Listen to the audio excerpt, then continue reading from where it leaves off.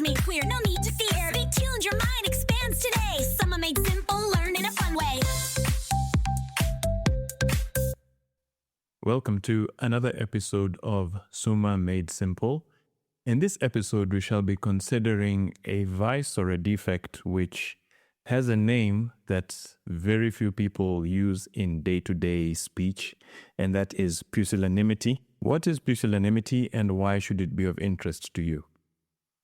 Let's start with why it should be of interest to you before we even unpack what it is. And in explaining why it should be of interest to you, we shall, of course, allude to what it is. Pusillanimity, so it comes from a combination of words, and basically what it literally means is being small-hearted, having a little heart. And in a sense, it's the exact opposite of magnanimity. You see, you can hear that root word there, anima, magnanimity, great heart, pusillanimity, small heart. So it's about being small-hearted. And this episode is going to touch on a few ideas about pusillanimity. And the reason why it should be of interest to you is because it's going to touch on how to overcome pusillanimity and why it's such a dangerous thing. To just put it bluntly, pusillanimity is a thing which, okay, if we were to use synonyms for it, and no synonym is ever exact, otherwise the synonym wouldn't exist, right? And some of the synonyms which could be used to better understand what pusillanimity is include discouragement, faint-heartedness, or being disheartened. Discouragement, faint-heartedness, being discouraged, being disillusioned. Those are some words that can be substituted for pusillanimity. Not the exact same meaning, but terribly close. And if you ever found yourself in a situation where you set out to do something which you felt was a calling, a vocation, a profession, a ambition, something which, was burning inside of you, that you knew it was for you, you were designed to do it, you just had to do it, and then you met with inevitable failure along the way, and it's very normal after meeting failure to be discouraged, to be disheartened, and to sort of want to give up. That thing of wanting to throw in the towel, that's pusillanimity. And if you've ever found yourself in that situation where your get up and go has gotten up and gone, and you just want to try and get it back somehow, this is why this particular article of the Summa Theologica is of relevance and importance to you, dear man or woman on the street. However, if you find yourself in a situation where you have never, ever tried to do anything significant with your life, and as a result, you've never experienced failure and you've never experienced discouragement, then by all means, feel free to skip this episode because it is not for you. I don't know if you caught the irony in my voice there, because I do think most people do try and achieve something or do something with their lives, right? And then, you hit a wall, obstacle, failure, etc., and then you want to give up. And that thing of giving up, when you actually do give up on something which you're meant to do, that's pusillanimity. Anyway, before we go further into it, let's read the point. And I'm going to, St. Thomas only discusses pusillanimity in 2 articles, and I'm going to try and combine the 2 of them, so that the next time we are getting back to the Summa, we shall be touching on another big topic, which is magnificence. Sounds awesome, right? It sounds like a magnificent topic, right? It is a magnificent topic, but for today we shall be looking at pusillanimity. So question number 1, first article, whether pusillanimity is a sin. We proceed thus to the first article. It seems that pusillanimity is not a sin, for every sin makes a man evil, just as every virtue makes a man good. But a faint-hearted man is not evil, as the philosopher says, therefore pusillanimity is not a sin. Further, the philosopher says in the same place that a faint-hearted man is especially one who is worthy of great goods, yet does not deem himself worthy of them. Now, no one is worthy of great goods except the virtuous, since, as the philosopher again says in the same place, none but the virtuous are truly worthy of honor. Therefore, the faint-hearted are virtuous, and consequently, pusillanimity is not a sin. Let's try and just explain those 2 objections, because they're actually quite sensible. So the first objection says, pusillanimity is not a sin. Every sin makes a man evil. Yes, that's true. Just as every virtue makes a man good. That's true. But a faint-hearted man is not evil, as the philosopher says. Aristotle says this in Nicomachean Ethics, Book 4, Chapter 3, that being faint-hearted is not evil, therefore pusillanimity is not a sin. And then in the same place, so the second objection kind of builds on that first one, that if a person is faint-hearted, that means he does not deem himself worthy of great goods, great honors, great offices, great positions, great whatever it is, right? Doesn't a faint-hearted man says, no, I'm not worthy of these things. Now, no one is worthy of great goods except the virtuous, since the philosopher again says in the same place that none but the virtuous are truly worthy of honor. Therefore, the faint-hearted are virtuous, and consequently, pusillanimity is not a sin. In other words, why are the faint-hearted virtuous? The faint-hearted person is virtuous because he is especially worthy of great goods and does not deem himself worthy of them. So because of that first part, because he is worthy of great goods and only the virtuous people are truly worthy of honor, and Aristotle had said that faint-hearted people are worthy of honor, therefore it's not a sin. And the third one says, further, pride is the beginning of all sin, but pusillanimity does not proceed from pride, since the proud man sets himself above what he is, while the faint-hearted man withdraws from the things he is worthy of. Therefore, pusillanimity is not a sin. In other words, if I were to say, nah, man, I can't do this, it's beyond me, I'm not worthy of it, that's not pride. In fact, I would even dare say that's humility. It's the furthest thing from pride ever. So pusillanimity in that respect cannot be a sin. Objection number 4, further, the philosopher says in the same place, Ethics, Nicomachean Ethics, Book 4, Chapter 3. In fact, maybe I should just pull that up and read directly from it, because all the objections seem to come from the same place. That he who deems himself less worthy than he is said to be faint-hearted. Now, sometimes holy men deem themselves less worthy than they are. For instance, Moses and Jeremiah, who were worthy of the office God chose for them, which they both humbly declined. Therefore, pusillanimity is not a sin. In other words, he is using the example of holy men. If this holy man, Moses or Jeremiah, was given a mission by God, and then he said, no, God, I'm not worthy. I can't speak. I can't stand before Pharaoh and speak. I mean, I stammer. And yet we say these are holy men. Then, I mean, surely, come on. We can't call them holy men if they sinned, right? So pusillanimity is not a sin. On the contrary, nothing in human conduct is to be avoided save sin. Now, pusillanimity is to be avoided. Small-heartedness is to be avoided, for it is written in Colossians chapter 3, verse 21, Fathers, provoke not your children to indignation or anger, lest they be discouraged. Therefore, pusillanimity is a sin. So he's using there the word discouragement as a synonym for pusillanimity, as we stated right at the start. I answer that. So here he explains why faint-heartedness, being discouraged, being disheartened, being having a small heart, like not seeking after the great things that we should seek after, is actually a sin. It's going to explain it, therefore. I answer that. Whatever is contrary to a natural inclination is a sin, because it is contrary to a law of nature. Remember we said St. Thomas, being a good teacher, likes to repeat core ideas, core principles. This is one of them, which he has repeated a number of times and will keep repeating. Whatever is contrary to a natural inclination is a sin, because it is contrary to a law of nature. This should remind you of the presumption episode, and he's going to speak about presumption just now. Now, everything has a natural inclination to accomplish an action that is proportionate, commensurate with its power, as is evident in all natural things, whether animate or inanimate. Now, just as presumption makes a man exceed what is proportionate to his power by striving to do more than he can, so pusillanimity makes a man fall short of what is proportionate to his power by refusing to tend to what is commensurate thereto.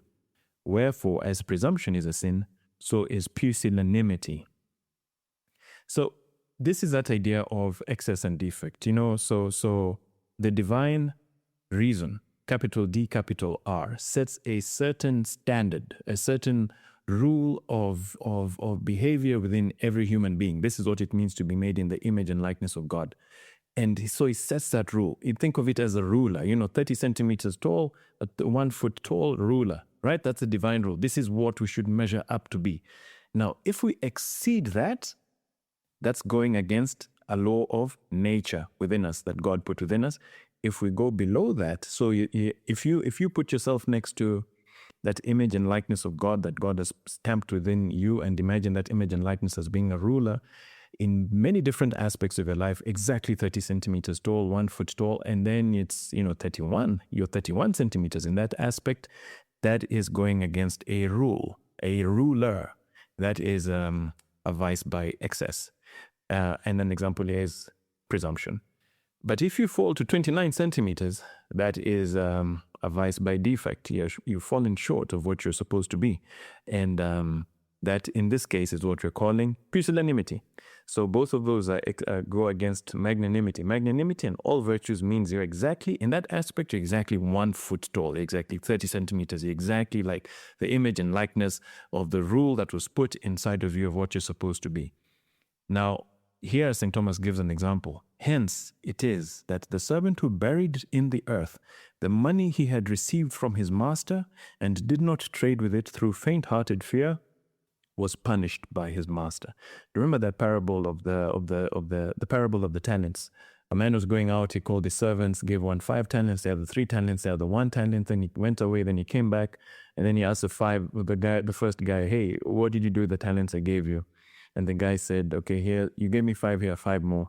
And the master praised him, second with the one who had 3. Then the third one came, the guy with the 1 talent. He was like, yeah, I know you're like a mean guy, you're exacting, you reap where you did not sow. So, like, that's probably the worst defense anyone has ever given himself in history. That guy should definitely have hired some lawyers to speak on his behalf, because he botched his own defense anyway.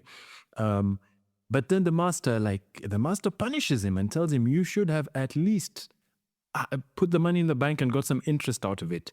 You don't just like sit on your talents. So that's the point. That's the point. That parable of the talents is a parable about the punishment that is due to pusillanimity, which is something which affects a lot of people. It affects a lot of people. I think the place where I've actually seen a lot of for me, the most glaring example of pusillanimity, you see, is I deal with a lot of young men. I speak to a lot of young men, and then, you see them, they're like, quarter life crisis, 25, then 28, 27, 28, 30, 32, 35.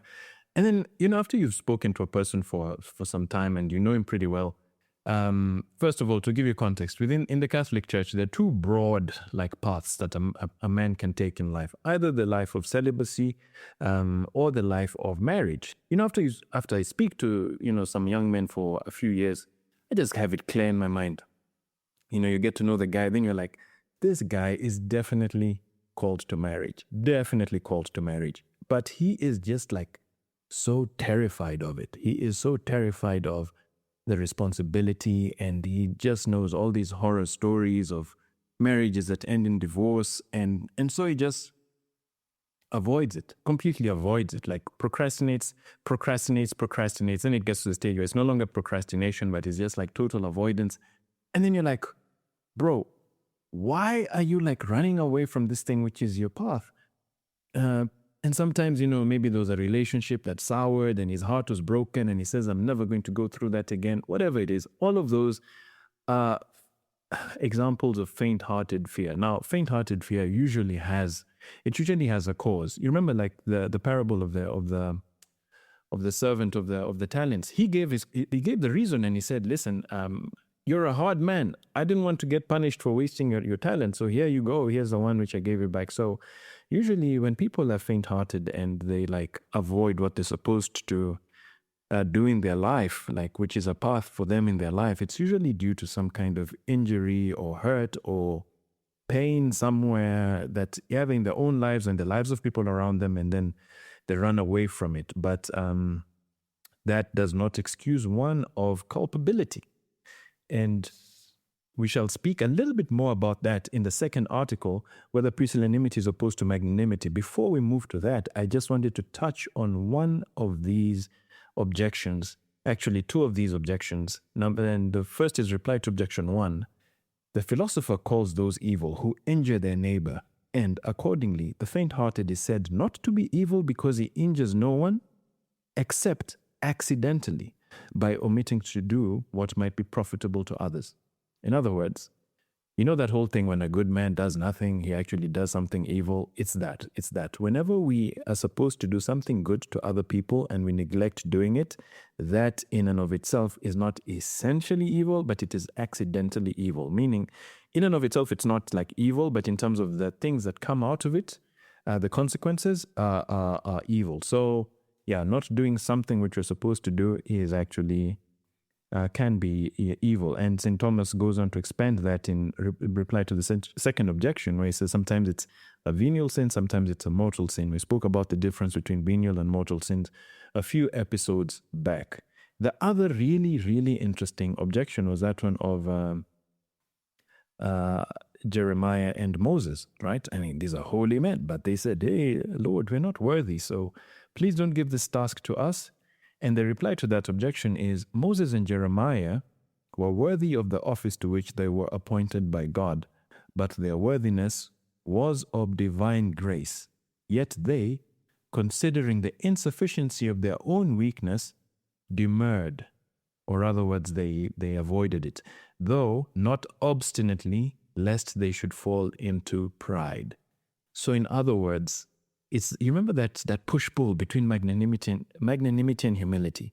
That magnanimity calls us to reflect on the great things God has put within us, the great talents He has given us, and what He wants us to do with them. Magnanimity calls for us to think about that regularly, constantly.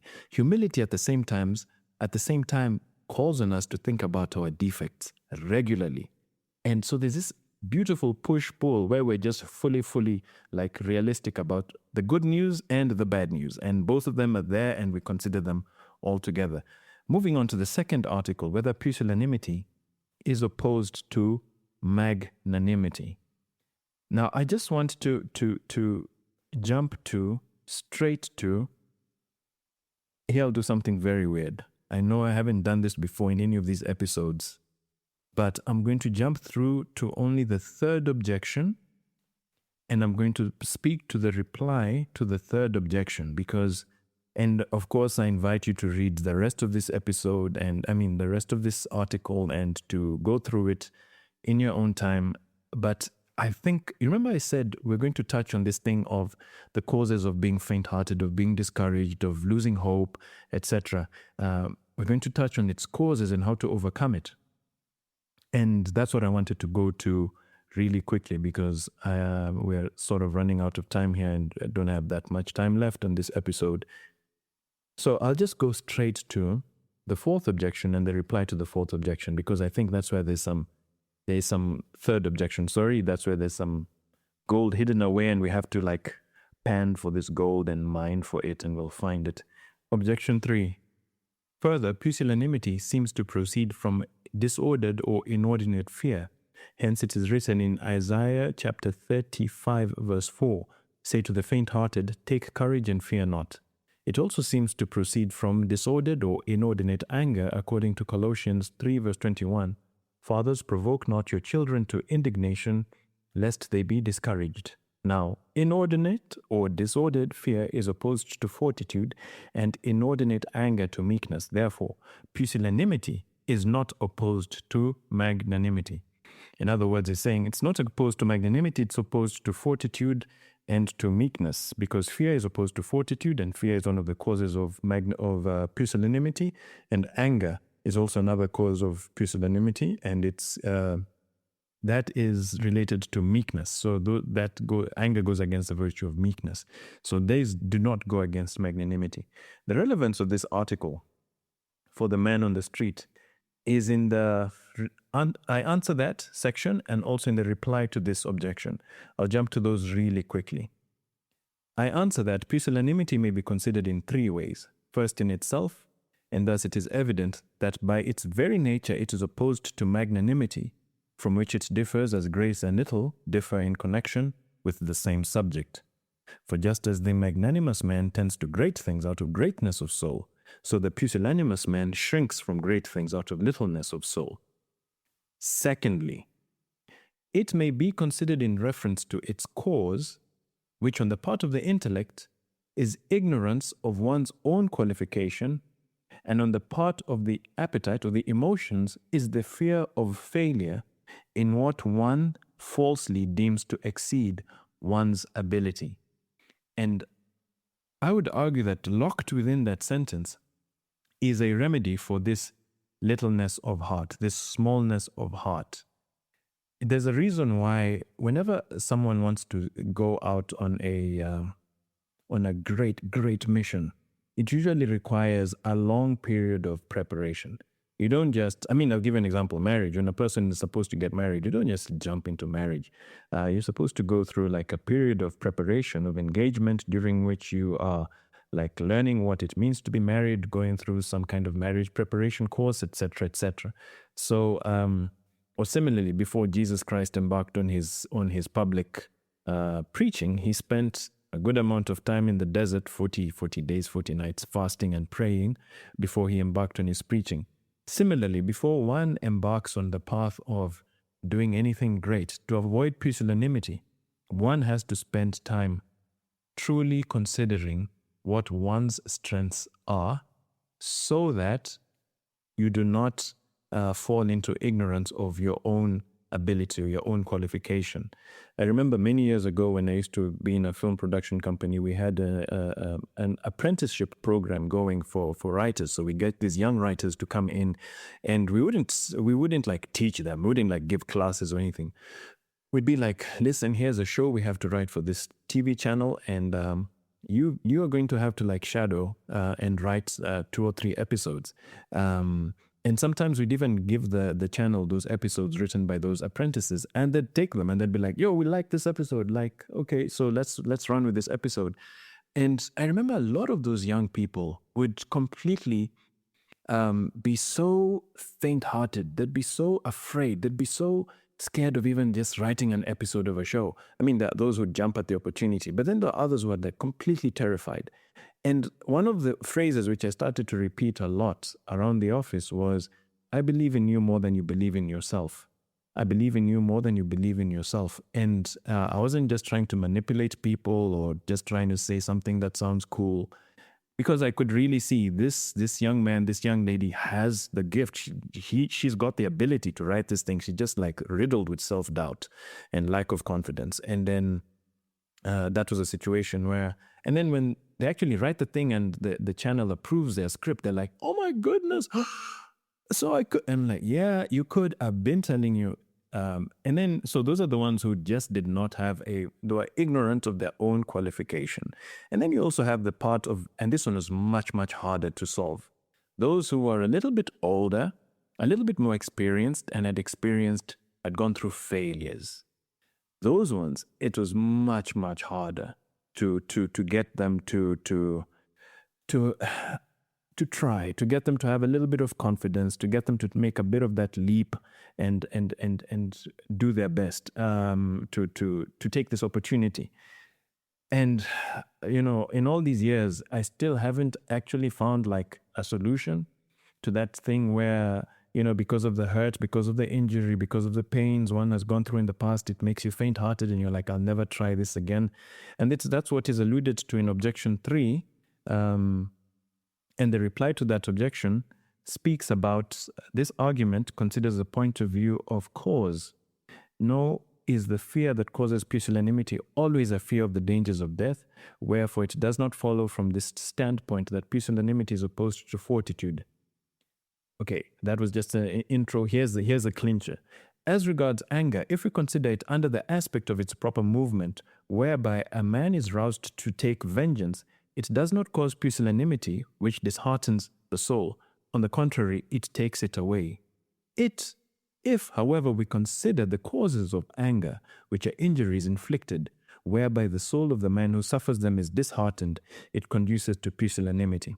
This is the point I'm getting at, that many times when something terrible happens to us, whenever we've stuck our neck out to do something which we thought was our calling, our path, our vocation, in line with our gifts, and then we failed miserably, or something, or even worse, we got like treated badly because of it, and we're like, I'm never going down that road again. I'm never doing it again. It's a kind of fear. It's a kind of fear that results from, you've been injured, and so you're like, I've been hurt. I'm never going to do that again. That is very difficult to to solve, and I don't really have any practical solution for it. I haven't come across any like practical like to do item other than to meditate and to contemplate. And one of the best, the sacred scripture of the Hindus called Bhagavad Gita. I just call it the Gita for short. There's a phrase in there. One of the chapters and verses says, "We are not entitled to the results of our work. We are only entitled to the work itself. We are never entitled to the results of our work, but only to the work itself. And we have to detach from success and failure." That concept is very, very Christian. In fact, I know, sometimes there's some people who like get like, "Oh my goodness, how can you be like a Christian and you're like quoting from Hindu sacred writings?" I hope I'll do an episode about this one day. It's the 16 precepts of St. Thomas Aquinas of how to study, how to learn. One of the things he says there is, whenever you come across something that is true, commit it to memory and ignore who the source is. Like, it doesn't matter who the source is, they are committed to memory. And I might do an episode on this. St. Thomas Aquinas got into so much trouble because of the way he relied so much on Greek philosophy. People were like, "Are you trying to make us like worshippers of Zeus and Venus and Aries and Mercury?" And he was like, "Nah, guys, man, look, if it's true, it's true. Doesn't matter who the source is, because Christianity, and more specifically Catholicism, does not have a monopoly on truth." Anyway, going back to the Hindu sacred scripture, right? You are not entitled to the fruits of your labor. You're entitled to the labor itself. Detach from success and failure. This is so true. This is so Christian. Going back to that idea of the parable of the talents. The word talent, a talent is a weight. It's a weight of something. So you can have 1 talent of silver, 1 talent of gold. Gold being heavier than silver, it would occupy less volume than 1 talent of silver, but they'd be the same weight, right? So the talents that we've been given, if you look at that, it's like the weight of what's inside of you, the weight of the gifts inside of you given to you by God. If you look at that parable where we're told, "Trade with these until I return," the word trade literally means to exchange. Tradere, Latin, exchange something. And you see, when we're told to exchange what we have within us, like, God is not looking for an external result. And it's actually hard-coded into this parable. When he goes back and says, "This is the weight you have, right? That's what is inside of you, your talent. Like, trade with it, exchange with it. And when you come back, it should have grown." And the point is that, and this is something which we've alluded to a number of times in the past in this episodes, is that virtue is not an external thing, it's an internal thing. So when God tells us, "Trade with these talents which I have given you until I return," he is not looking for an external result.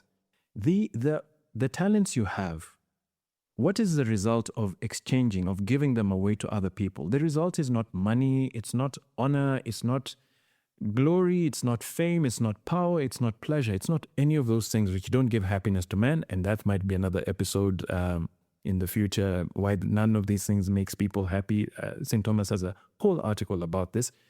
The result is internal, because every time you share a talent with someone, every time you use a talent you have, let's say, for instance, I have a talent for working with wood, and I make this fantastic cabinets and shelves and chairs and seats which no one buys, no one cares, no one looks at them. I put them online, I put them on online stores, etc. I go to markets around the city. No one buys this stuff. It's just like piling up dust in a warehouse somewhere. Does that mean I should stop? Well, with every single chair which I make, with every shelf, with every thing which I carve, I become a better craftsman. And that, at the end, is what counts. That's what's making the talent heavier. It's not about, it's what's increasing that talent within you. It's not about like the money you'll make out of it, the fame you'll get, the honor, the glory, the whatever, the litany of external results can go on forever, right? Those things don't matter. They don't matter, but because they don't add to the talent. The talent is inside of you. It's like a weight built in. And the only way for it to grow is when you exchange it, when you keep working, So in other words, we just have to keep working. We have to keep working with the talents we have, with the gifts we have. We keep working at them, and we completely ignore and detach from results in the outside world. And this is the path to virtue. This is the path to happiness.